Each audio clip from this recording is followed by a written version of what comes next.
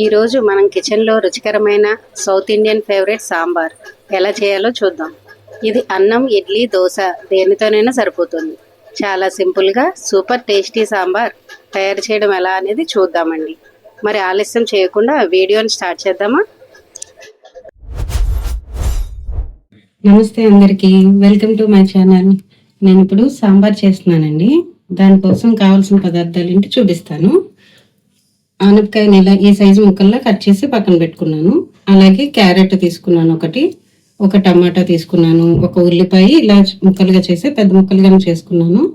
అలాగే ఒక ములక్కాడ, ఒక వంకాయ, 2 పచ్చిమిరపకాయలు, కొంచెం కరివేపాకు, పప్పుని ఉడికించేసి స్మాష్ చేసేసుకొని ముద్దలా చేసి పక్కన పెట్టుకున్నానండి. అలాగే ఒక చిన్న సైజు చింతపండు తీసుకున్నాను, దాన్ని కూడా నీళ్ళల్లో వేసి నానబెట్టుకున్నాను. అది హీట్ అయ్యాక 4 స్పూన్లు ఆయిల్ వేసుకున్నానండి. ముక్కలన్నీ వేగడానికి కొంచెం నూనె పడుతుంది కదా, 4 స్పూన్లు వేసుకున్నాను. అది హీట్ అయ్యాక 1 స్పూను ఆవాలు, అలాగే 1 స్పూను జీలకర్ర, 1/2 స్పూను మెంతులు వేసుకుందామండి. మెంతులు టేస్ట్ బాగుంటాయి. 3 కొంచెం వేగాక చిటపట్లాడాలండి. ఆవాలు చిటపట్లాడినప్పుడు పోపు వేగినట్టు తెలుస్తుంది. పోపు కొంచెం వేగింది కదండి, ఇదే టైంలో 2 ఎండుమిరపకాయలు చిన్న చిన్న ముక్కలుగా చేసి వేసుకున్నాము. అలాగే 2 పచ్చిమిరపకాయలు, కరివేపాకు తీసుకున్నాం కదా, అది కూడా వేసేసుకున్నాము. కొంచెం ఇంగు కూడా ఇప్పుడే వేసుకున్నామండి. ఉల్లిపాయలు ఇవి కొంచెం వేగాక ఒక ఉల్లిపాయ తరిగి పెట్టుకున్నాము, అది కూడా వేసేస్తున్నాము. ఉల్లిపాయ మంచిగా వేగాలి. ఉల్లిపాయ కొంచెం వేగాక ములక్కాడ ముక్కలు వేసేస్తున్నామండి.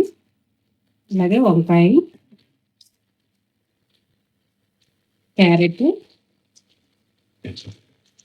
ఆనపకాయ ముక్కలు కూడా ఇక్కడ వేసేస్తున్నాము. ఇవన్నీ బాగా వేగే వరకు ఒక 10 నిమిషాలు మూత పెట్టుకుని ఉడికిస్తున్నామండి. ఉడికిన తర్వాత మూత తీసి చూద్దామండి. సరే, ఇలా ఉడికితే చాలు. దీంట్లో మిగిలిన టమాటా ముక్కలు ఉన్నాయి కదా, అవి కూడా వేసేస్తున్నాము. ఇప్పుడు ఒకసారి కలిపేసుకొని దీంట్లో పసుపు అవతల ఇప్పుడే వేసేస్తున్నామండి. 1 స్పూను ఉప్పు వేస్తున్నాము, చూసుకుని మళ్ళీ వేసుకుంటే 1/2 స్పూన్ పసుపు, కొంచెం కారం వేసుకుని ఒకసారి కలిపేస్తున్నాము.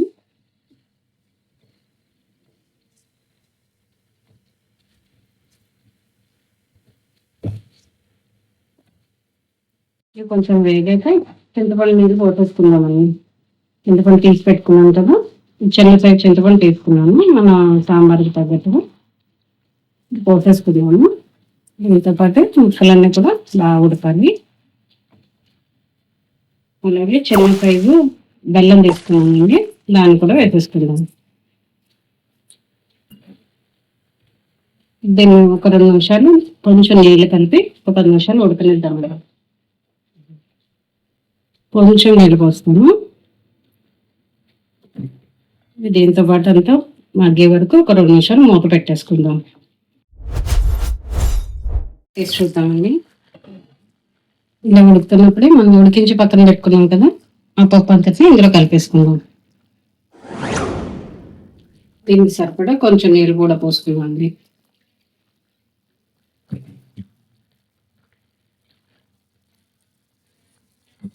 ఈ పప్పుతో పాటు ఈ ముక్కలన్నీ కూడా బాగా ఉడకాలి. బాగా ఒకసారి కలిపేసుకుని ఉప్పు చూసుకుని వేసేసుకుని 2 నిమిషాలు మూత పెట్టేసి ఉడికిద్దామండి.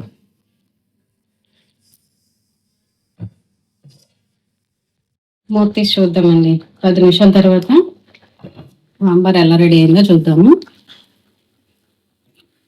కరెక్ట్గా ఉడికిందండి. ఈ ముక్కలతో పాటు దగ్గర పడిన చూసారు, ఇలా చిక్కగా ఉన్నప్పుడే కట్టేసుకుంటే సరిపోతుంది. స్టవ్ ఆఫ్ చేసేసి సర్వింగ్ బౌల్లో ఇప్పుడు ఒకసారి మూత తీసి చూద్దామండి.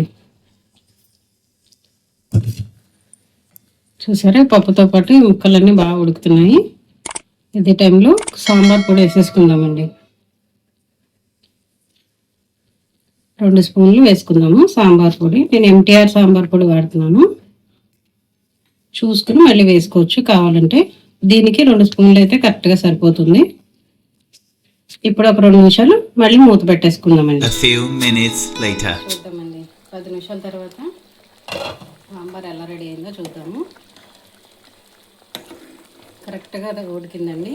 ఈ ముక్కలతో పాటు దగ్గర పడింది చూసారు. ఇలా చిక్కగా ఉన్నప్పుడే కట్టేసుకుంటే సరిపోతుంది. స్టవ్ ఆఫ్ చేసేసి సర్వింగ్ బౌల్లోకి తీసుకుంటాం. ఇంతేనండి, మన రుచికరమైన సాంబార్ రెడీ అయ్యింది. మీరు కూడా ఇంట్లో ట్రై చేసి ఎలా వచ్చిందో కామెంట్స్లలో చెప్పండి. వీడియో నచ్చితే లైక్ చేయండి, షేర్ చేయండి. ఇంకా ఇలాంటి టేస్టీ రెసిపీల కోసం మా ఛానల్ని సబ్స్క్రైబ్ చేసుకోండి. అలాగే బెల్ ఐకాన్ ప్రెస్ చేయండి. మళ్ళీ ఇంకొన్ని కొత్త రెసిపీలతో కలుద్దాం. Thanks for watching.